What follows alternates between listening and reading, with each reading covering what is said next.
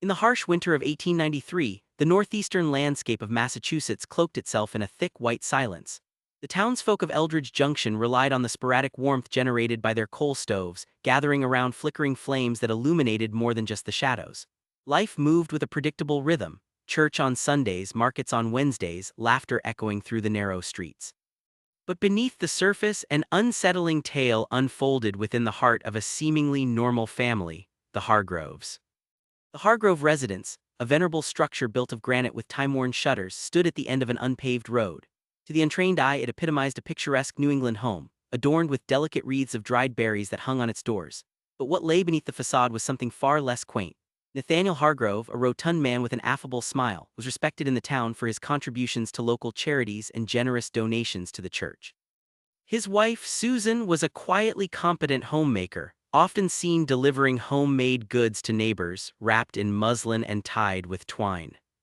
Together they had 3 children: Clara, the eldest at 12, a curious girl with raven hair who would often roam the woods nearby; Thomas, a 10-year-old who found delight in musings about nature; and little Edna, a timid 5-year-old who clung tightly to her mother's skirts. The children were known for their laughter that echoed against the whitewashed walls, an enchanting melody that carried into the night. Yet as winter tightened its grip, subtle shifts began to erode this image of harmony. Each evening as the sun dipped behind the pines, Clara would often retreat to the basement. "It's just a game," she told her mother when questioned about her frequent disappearances, but Susan couldn't stifle the knot tightening in her stomach. The basement door, chipped and creaky, stood ajar, leading to a world filled with dusty boxes and half-forgotten holiday decorations. It was also where the old coal furnace groaned, an unsettling sound that echoed in the stillness. One winter morning, the quiet of breakfast was shattered by unsettling news from Clara. "I saw a man down there," she whispered, eyes wide, fingers trembling as she toyed with her toast. "He was big, with antlers, he was watching me." Her brothers exchanged glances, amusement evident in their eyes. "There's no one down there, Clara," Thomas laughed, the sound dancing frivolously against the chill in the room. "I swear," she insisted, her voice dropping to a frightened hush. "He was there, I could see him, he had strange eyes." Susan's heart raced, dreading what that meant, yet she managed to stealthily dismiss her daughter's fears. The pressures of maintaining outward perfection weighed heavy upon her. That evening, while the wind howled outside, Susan heard faint, echoing whispers layered within the groans of the old house. When she turned to check on the children, she found them huddled together, wide-eyed and transfixed. "What is it?" she asked, but all that greeted her was silence, and she felt the discomfort course through her. The furnace released a pop as if in answer, while the shadows flickered unnaturally, casting long silhouettes on the walls. As the chill deepened and nights grew longer, Clara's tales became more peculiar, each fragment threading a tapestry of dread. She would sometimes catch sight of a shadow behind the furnace, darting away whenever she dared to approach. "I want to see him," she declared one frigid afternoon. "He's not scary." Each new recounting nudged at Susan's sanity until at last she couldn't ignore it any longer. Something slumbered in that basement, something watching, waiting. Weeks rolled into one another and the days grew colder, yet Clara's eye for the peculiar stirred uneasily in her spirit. It became increasingly apparent that the door behind the furnace had transformed into a metaphorical threshold, one that separated not just the mundane from the mystical, but perhaps safety from unforeseen horrors. As Susan tried to maintain her family's normalcy, she snuck glances at the basement door, an ominous portal that seemed to breathe alongside the age-old furnace. It was the kind of door that when closed seemed to swallow sound, where deep shadows could feign unfamiliar shapes. She often recalled the town's old tales, whispered furtively on candlelit nights, legends of ancient beings that dwelled in the spaces between worlds, waiting for the opportune moment to emerge. On particularly frigid days, Clara begged to play in the basement. "I want to see the man," she squealed, her childlike curiosity masking the underlying apprehension that twisted Susan's gut like a strangler vine. How could something so innocent harbor such a chilling essence?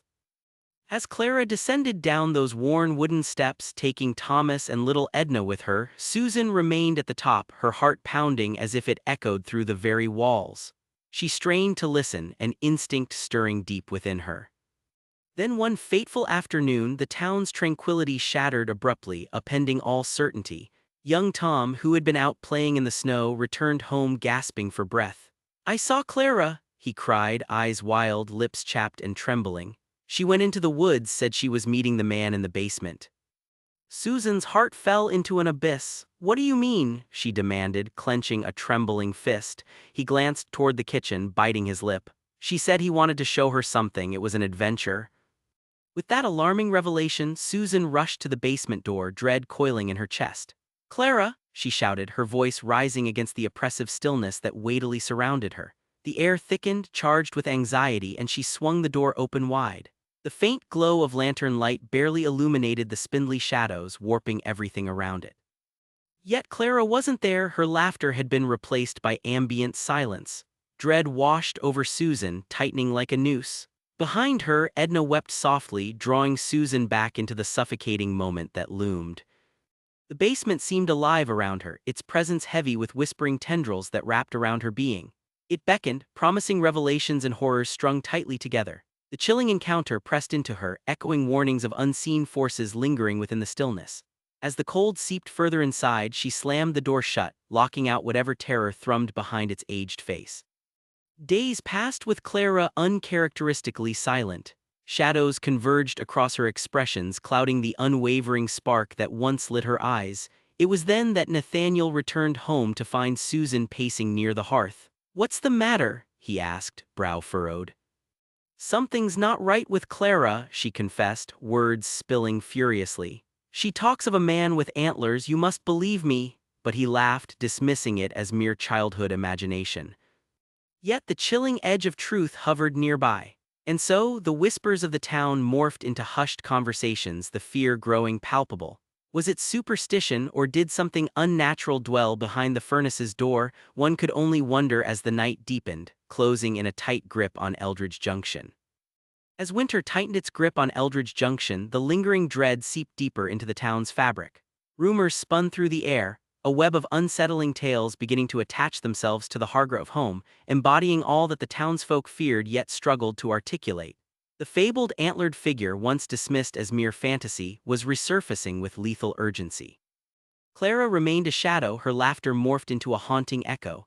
In the dark corners of the house, whispers grew louder and bolder. It started with murmurs creeping through the marketplace. Clara's friends began to avoid the Hargrove children, citing strange occurrences when they visited. "She said something watches her," one girl recounted breathlessly, eyes wide. "It can't be true, can it?" It took only a few restless nights for Susan to succumb to the tension that rattled her heart. In the depth of despair, she found herself poring over old records, digging through tales of lost children and the shadows they left behind. Eldridge Junction had its share of disappearances, cases that were rarely discussed, buried under layers of silence.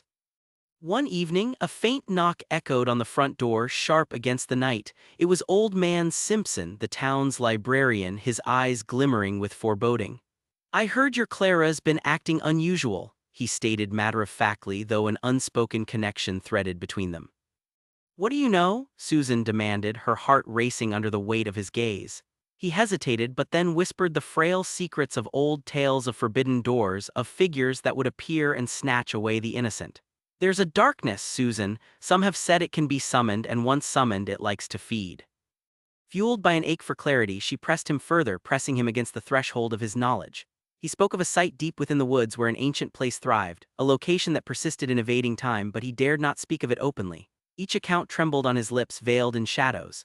"Legend tells of creatures who dwell beyond, but children should never get too close," he warned before departing into the night. Clara, however, had indeed grown bolder. On one crisp afternoon, Susan ventured into the woods, searching for any sign of her daughter, fearful of what her little girl might stumble upon. Leaves crunched underfoot, a sound drowned out by an almost ethereal stillness that wrapped itself around her. She called Clara's name, each syllable echoing back, but the silence remained mocking. Then she spotted it, the old tree. Its gnarled roots twisted around the knotted trunk. A figure loomed behind it, bathing the greenery in a surreal shade. Strange and antlered, its form pulsated with shadows that seemed to move independently, as if alive. Susan's breath caught in her throat, awareness dawning as she grasped the reality of the legend, the unearthly tales now firmly planted in the dirt around her. "Clara!" she shouted, terror clawing up her throat, but there was no response, only a dreadful calm surrounded the otherworldly figure staring back. As her heart beat in a frantic rhythm, a sense of profound awareness emerged within her. This was not mere folklore, this was an embodiment of the fears she had long tried to deny. As the nightfall hastened back into the sky, darkness swallowed Susan. A chill whispered through her, awakening fading memories of Clara's laughter, stretching the warmth of stability into fragile threads. Returning home, her steps were heavy with the weight of a realization that something was tethered to their lives, lurking, watching. Days morphed into a disorienting haze. Eldridge Junction transformed, its once comforting rhythms banished behind clouds of fear. The darkness was not just an impending storm, it had leaked insidiously into homes, filling the town with dread that gripped hearts like frostbitten hands. When Clara vanished, slipping into a void without warning, the community spiraled into frantic chaos. Neighbors mobilized, combing the woods, shouting her name as if breath could conjure her back. Susan led the search, desperation fueling every plea that echoed against the stillness of those twisted trees. The woods, once an enchanted playground, morphed into a labyrinth that obscured clarity and truth. As hours turned into days, the toll of her anguish began to imprint itself on Susan's very essence, transforming every facet of her being.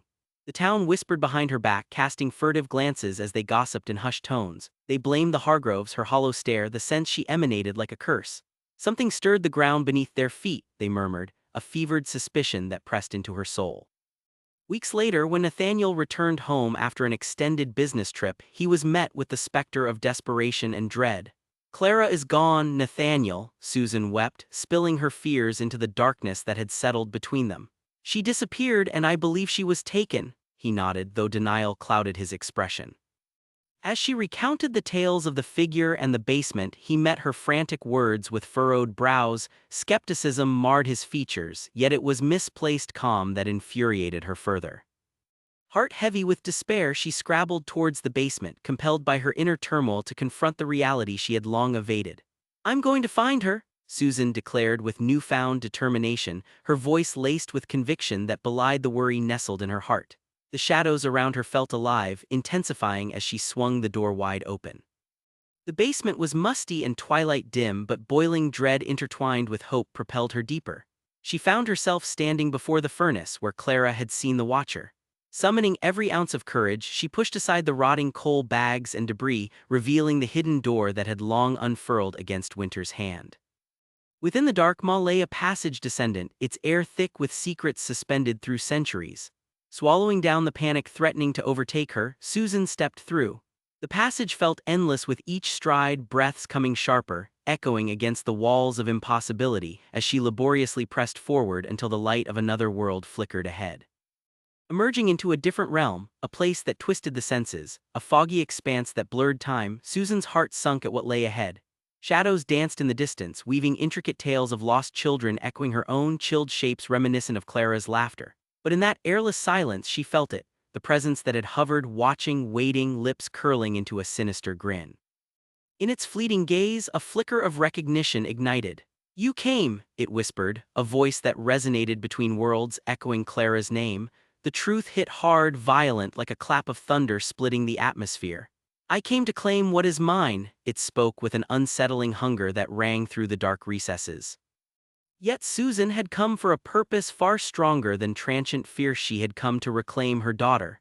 Channeling every ounce of maternal resilience, she called Clara's name, sending shockwaves through time and space.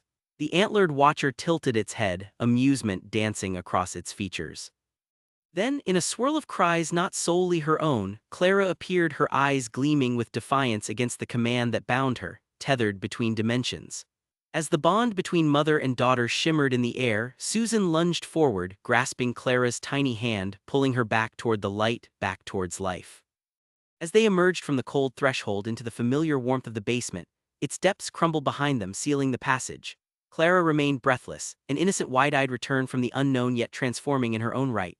It would take years for her to understand, let alone articulate, what transpired in that dark expanse. But as evening fell again upon Eldridge Junction, the warmth of family bonded them, erasing the shadows that had clouded their home. And though the darkness lingered in memory, it remained a specter governed by silence, overshadowed by the steadfast love of a mother that defied time and understanding. In the rhythmic pacing of hearthlight, the echoes of laughter returned, mingled with unspoken fears once confined behind a hidden door. In their hearts lingered the heavy truth: sometimes the most terrifying monsters dwell not in the dark, but behind the masks of familiarity. As winter melted into spring, the town of Eldridge Junction settled uneasily into a new rhythm, yet the residual chill loomed heavy. When Clara returned, she was both there and not there, a child transformed yet tethered to the familiar. The first few weeks were fraught with sleepless nights filled with whispers. Where once laughter flowed freely between the walls, a solemnity now profoundly reshaped the atmosphere within the Hargrove household. Susan found herself awake at night, staring into the darkness as memories of that unwelcome presence flickered like shadows at the edge of her thoughts. She would often glance at her daughter, whose once bright eyes now danced with an unsettling mixture of understanding and confusion. Clara would sometimes wake screaming, her small body trembling as she uttered words she could not comprehend. "He's coming for me, mother, he wants his gift." Each utterance plunged Susan deeper into despair, reminding her of the shadows they had fought to reclaim from that foreboding basement. The townsfolk, while grateful to see Clara home again, regarded her with a mix of relief and apprehension, whispers swirling about how a darkness had seeped into the very fabric of her being. As the townspeople prepared for the annual spring festival, Susan's heart pulsed with dread. In previous years, they danced beneath twinkling lights strung across the square, the air buzzing with life as laughter intertwined. This time, however, she feared what dreadful memories the celebrations might unearth. On festival day, the town square brimmed with vibrancy, vendors offering sweet pastries and crowds bustling with excitement. Yet Clara had withdrawn beneath her mother's protective wing, her gaze trailing back toward the woods, toward the place they had trod through as they'd sought to reclaim light from darkness. "Clara, look," Susan insisted, her voice brightening with forced cheer as she pointed to a small stand selling soft pretzels.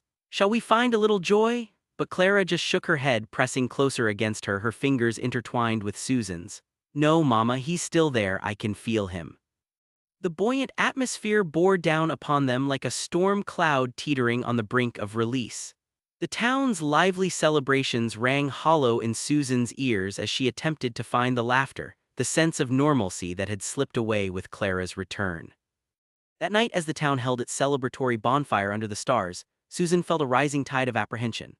She kept vigil by the warmth of flames, peering into Clara's gaze, searching for a flicker of the girl she once knew.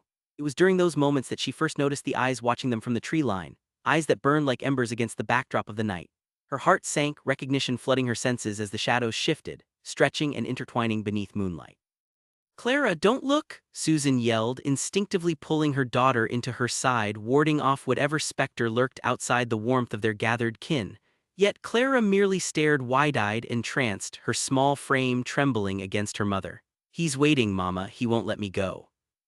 Dread encased Susan's heart. The warmth of the bonfire flickered as if trembling under the weight of its own fear. "It's just your imagination, Clara, we are safe," she whispered, but uncertainty slithered like ice through her veins. To quell the dread clawing at her insides, she stepped away from the crowd, seeking solace within the familiar embrace of their home. Darkness encroached upon them. The shadows deepened, instinct driving her to lock the door behind them as they entered. She cast a glance at the basement door, seemingly forlorn beneath their gaze. A part of her feared what still lurked beyond that threshold, but another part of her remained resolute. Perhaps it was time to face whatever demon had watched from behind the furnace. Days turned into weeks, the warmth of spring filtered through the cracks of their home. Susan watched Clara retreat further into herself, enveloped by a silence that vibrated with unspoken truths. One quiet afternoon, as Clara sat cradling a woven doll, the child spoke, her voice laced with trembling uncertainty. "I saw the trees, Mama, I heard him call, he said I could come back." In those brief seconds, every maternal instinct surged within Susan. She felt a primal need to protect. "You are home, focus on us, Clara," she insisted, her voice softer, more insistent. "Focus on our family." That night, as darkness descended outside, Susan grabbed a lantern and descended into the waiting depths of the basement. Each step echoed, reverberating through the stillness, her heart pounding as if answerable to something lurking just beyond the edges of her perception. Approaching the furnace, she touched the worn door, feeling the pulse of the house sigh beneath her fingertips. Taking a deep breath, she opened the door, which revealed a narrow passageway stretching into the abyss. Shadows coiled around her, the air within the passage felt heavy with the weight of forgotten time. "Clara," she called, stepping inward, pleading for her daughter's voice to answer. "You are stronger than any shadow." But her call faded, swallowed by the abyss looming at its end. As she ventured deeper, flickering shadows began to stretch, an echo of something sinister concealed in darkness.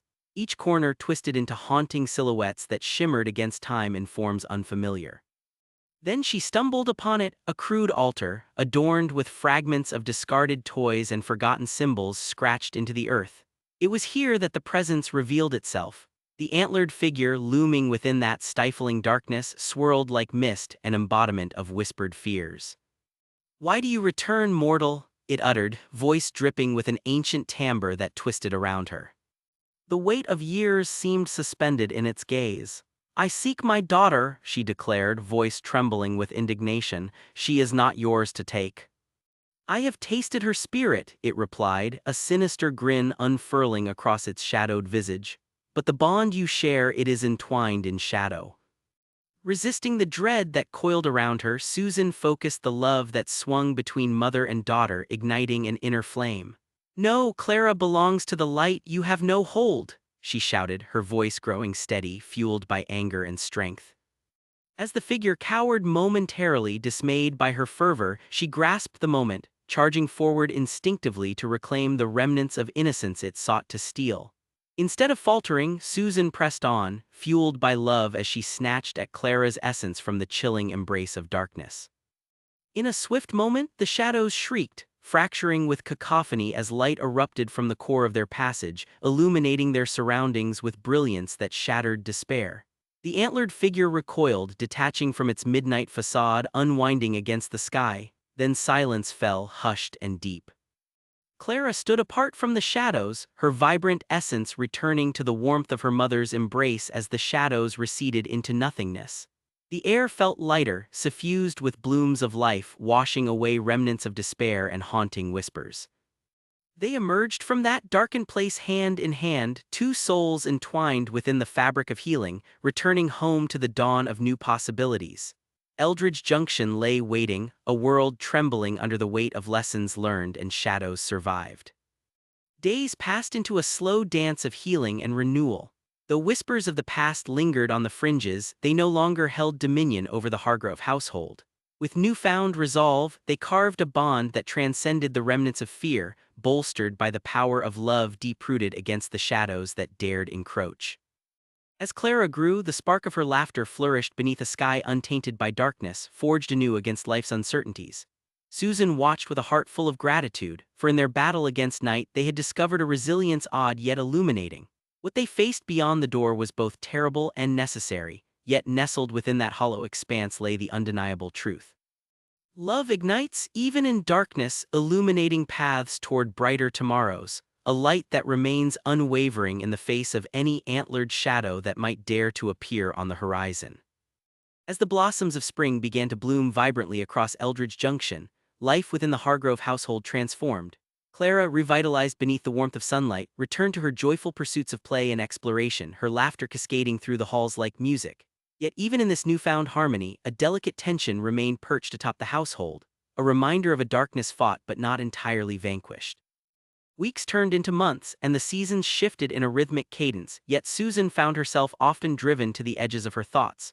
Despite the beauty surrounding them, an awareness hummed beneath the surface like an undertow pulling at her heels. The fabric of normalcy had been woven with threads of resilience, yet the haunting echoes of what they had witnessed lingered just out of sight. Clara continued to have moments that flickered with uncertainty.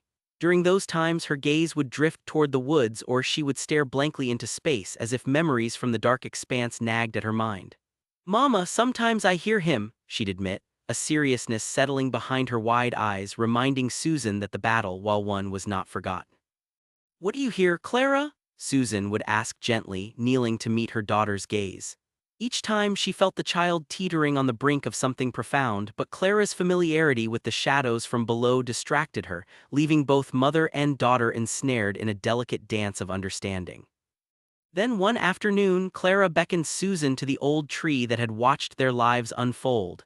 Its gnarled trunk was familiar, its roots anchoring stories unspoken, stories Susan feared carrying into the light. "Can we play here?" Clara asked, pointing to the space that thrummed with memory. "We can make a secret place." Although apprehensive, Susan chose to trust in her daughter's burgeoning spirit. Together, they fashioned a small fort using branches and leaves, creating a refuge amidst the vivid life that surrounded them. There, beneath the boughs, Clara poured out tales rekindled by imagination, adventures of knights, forest sprites, and fairies dancing in the moonlight. But on one particularly bright day, playing beneath the endless blue sky, a flicker of shadow slipped through the branches from the woods. Clara froze, her face pale. "Mama," she whispered, words barely escaping her lips. "I see him." "Who do you see, sweet girl?" Susan replied, anxiety tightening her chest. "The man with the antlers," Clara replied, voice barely a whisper. "He's watching us." The brightness of the day dimmed as chill coursed through the air, rolling back into the warmth of childhood. Susan felt a potent mix of fear and fury, but instead of succumbing to the dread, she knelt beside Clara. "Close your eyes," she instructed firmly. "We are safe. This is our space. He cannot reach you here." Clara obediently shut her eyes, yet the tremor in her voice betrayed her uncertainty. "But he's always there." In response, Susan took her daughter's hands, grounding her. "We are stronger than his shadows, and we choose to focus on the light." For weeks, they returned to their haven, each visit reinforcing their bond even as the specter of their past lingered in the periphery. Clara's dreams remained tumultuous, filled with the fleeting specter that haunted their days. Yet, armed with love, they confronted whatever dared encroach upon their newfound joy. Then the warm winds of summer swept through, bringing with them the town's annual harvest festival, a time of celebration that drew everyone together in jubilant spirit. Excitement electrified the air, laughter resounded as families and children danced under garlands strung with colored paper. Susan hoped that within this joy, they could once again reclaim their childhood innocence. Yet as the festivities unfolded, Clara's gaze remained distracted. "Mama, can we leave soon?" she asked, her voice threaded with urgency. "Just a little longer, dear," Susan replied with a tone of reassurance. But as she observed her daughter fidgeting, she felt shadows creeping into the corners of her mind, entwining with her resolve. The sharp night air carried whispers of anticipation as the celebration grew livelier. But nearby, Susan caught sight of a figure watching from afar, fleeting yet familiar. The antlered presence loomed, merging with the shadows, its gaze molecular in its intensity. A wave of recognition rushed through her, serving as a reminder of the battle fought. Panic flared, igniting deep within. "Clara, we need to go," she said hastily, gripping her daughter's hand. They made their way through the crowd, instincts prompting a desperate urgency as they retreated homeward, leaving laughter and joy behind. The chill of unease cocooned them again within the safety of their walls, darkness folded in around the edges of their lives. "He watched us, Mama, he wants to take me again," Clara exclaimed, her voice quivering, desperation dripping from her words.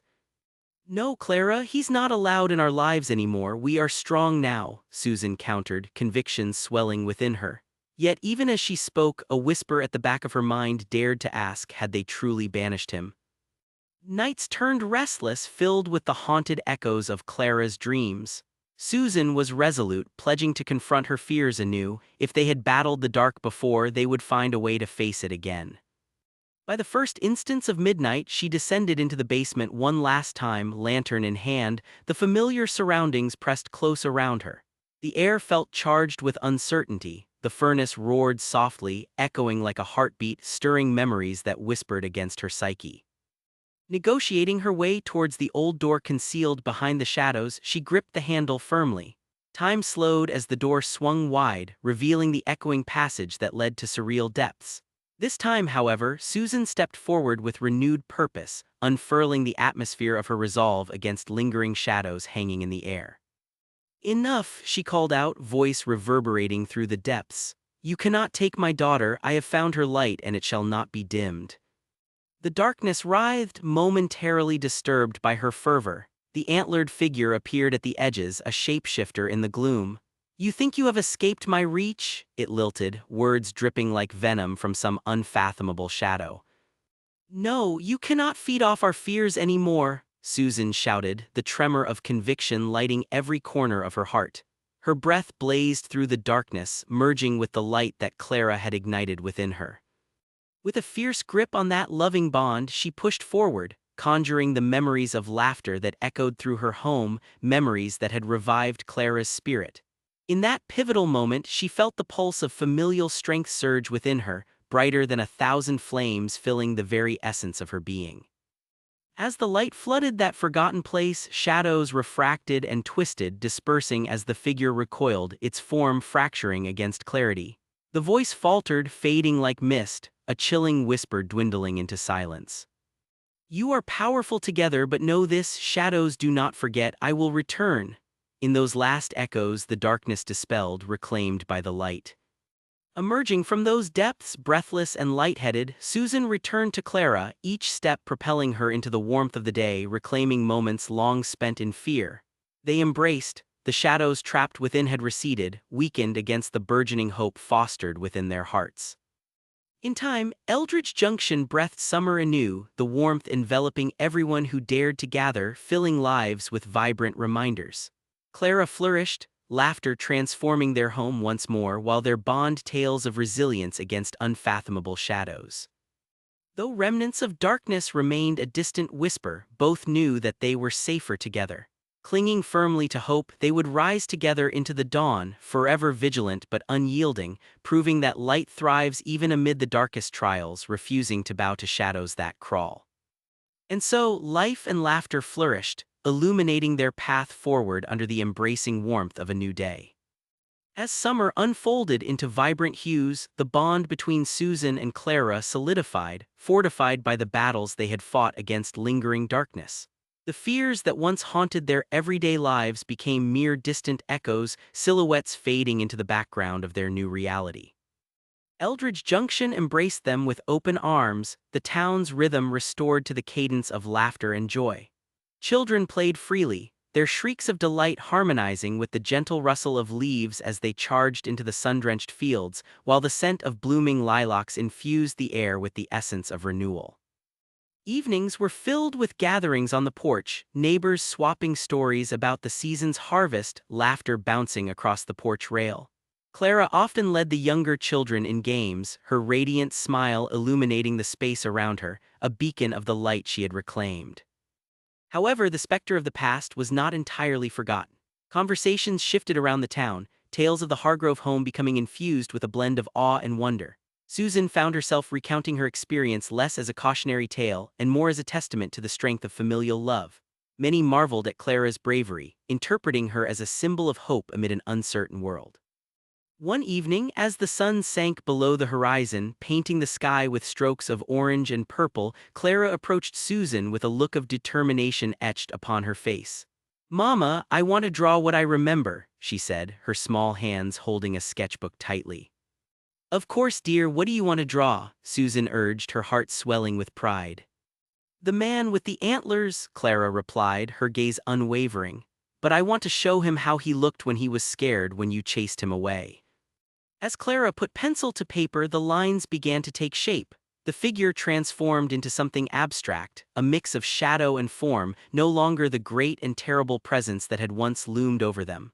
A wave of recognition flooded their memories, a reminder of the power that resided within them.